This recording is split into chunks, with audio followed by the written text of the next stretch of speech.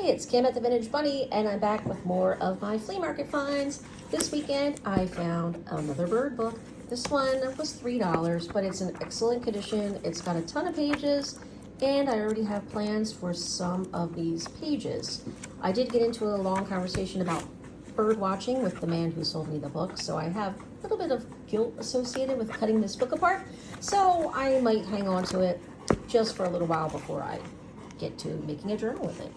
I also found these cool record of medical expenses books. They were 2 for $1. I grabbed them both. They're kind of cool. I don't know if I'm going to take the pages out and use them as journal pages or make them, insert them as like added journals into pockets within a journal. Oh, and excuse my tripod, it didn't quite work out like I planned. Next thing I found is this first picture word book. The pages are so adorable. This was $1. I'm not sure what the date is on this book. I didn't do the Roman numeral conversion yet, but I thought these would make really cute journal cards. Who knows what, lots of possibilities, lots of pages, lots of cute illustrations. Next, I found some rubber stamps. This woman told me that her sister had to downsize and was clearing out a lot of her craft supplies. She had a ton of them. I only splurged on a few because I don't really need any more stamps, especially wooden block kinds because they take up a lot of space. But I couldn't resist these, and I tried them out. They all stamped up really cute on these tags, which I have available in my Etsy shop. I've got bundles of tags, all sizes and colors. I thought this was really cool. I might try to add a little bit of color to this one. It's a really large tag. I think I have these in blue and yellow. Stamped it a different way onto this purple tag.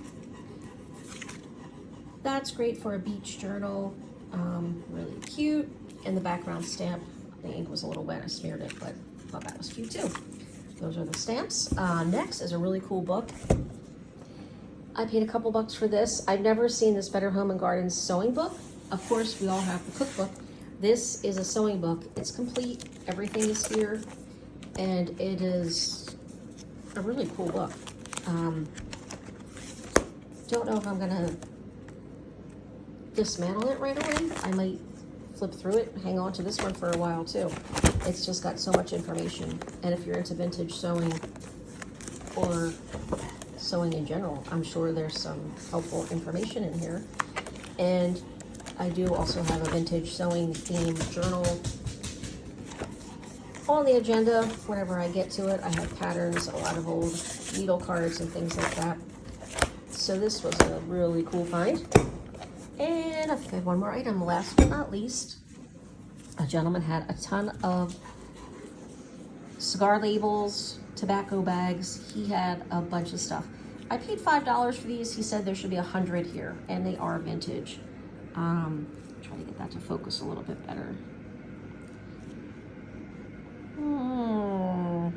There we go. These are really cool. I've made some journal cards with cigar labels before, and they add a really cool touch because there's a little bit of gold, a little bit of color, and they're just a cute little size. So I splurged on those. Some of these will probably wind up in Etsy. Kind of wish I would have bought more, but I was trying to stick to my budget today, so I only bought one bundle. That's it for today. Stay tuned to see what I make with these things, what winds up in my Etsy shop as supplies, and what winds up in a finished journal. Thanks for watching. Bye.